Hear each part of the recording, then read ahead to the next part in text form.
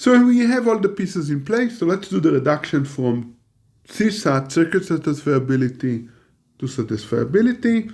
So I'm going to do it by example, describing the reduction. So we start with the circuit, which, as we said, is a labeled DAG. So it's well defined. And first, we label all the nodes. And the idea is that in labeling every node, we're going to define a variable for every node, which will be the output of this node. Okay, next, we are going to, as I said, introduce a variable for every node, which is the output of the node. And now we can write down a formula, right? The formula for every node is going to be what is the value of the output, right? So if this node is, for example, xj, right? Because we labeled this node j, so we're going to put it xj. So this is the output of this gate. So what do we require of this output xj? Well, this is an AND gate, so it should be an AND of both input variables, right? So if we look on the right side, we're going to have a formula in the other direction. Xj is equal to xg and xh, right? So for every one of the gates in the circuit, we're going to write down a little formula that says this gate is being computed correctly, where the variable of the output is a function of the variable of the input. And then we get those bizarre fragments that we saw before that we handled. Now, one extremely important thing is that we need to put the output of the circuit, which is a single variable, as one of those fragments, right? Okay, so what happened?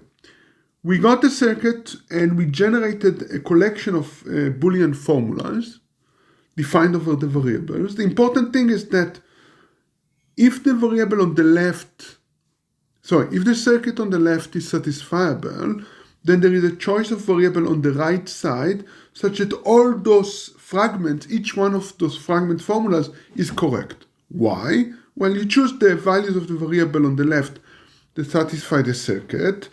Each one, then you compute the values of all the other variables just by computing the circuit. Each one of them tells you which value to assign to every variable that corresponds to an circuit. And the output will be 1 because the circuit is satisfiable. So you get a satisfying assignment for all this collection of fragment formulas.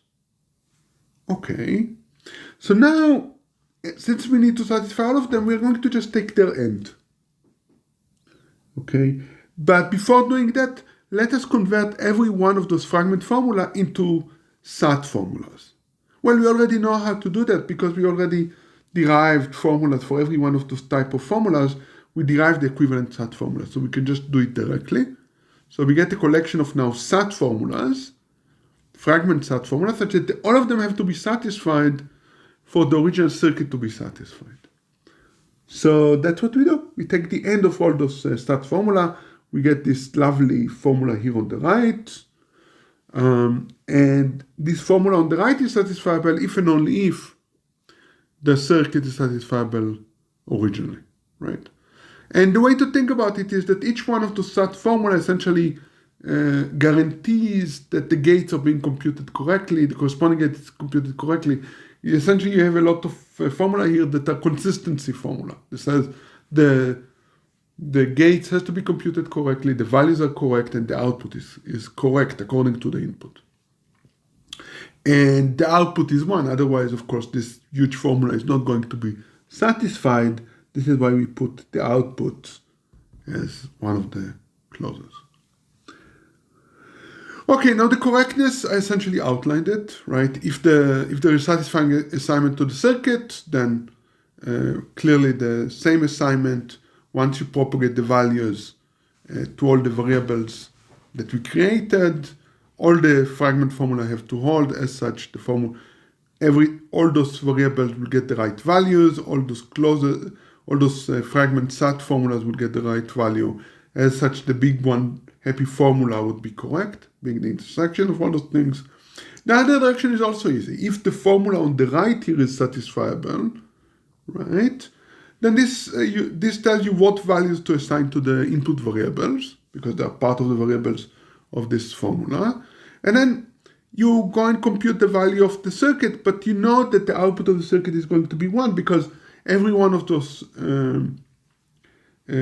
subfragment guarantees that the gates are computing the right value as we expect, and in particular we know that the output is going to be 1.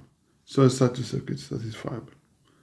Okay, so that's a reduction. It's clearly a polynomial time reduction, right? We're essentially just scanning the DAG several times and, label the node, generate variables. Then for every node, we need to spend constant time generating the relevant fragment. For every fragment, we translate it into the SAT fragment, or we can just do it directly. And then we take the intersection, right? So it's all linear time, essentially, with a bit of care. So we just prove the following. The CSAT is polynomially reducible to SAT. And of course, CSAT is, by the way, in NP. We already saw that, right? Because you just tell me what the satisfying assignment is. Okay, so CSAT is polynomial reduction to SAT, which is, of course, polynomial reduction to 3-SAT. And we already saw, of course, that 3-SAT is polynomially reducible to SAT.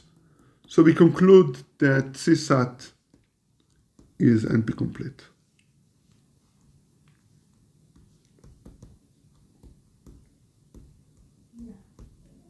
As we wanted, right? So we are done. Okay, that was the proof.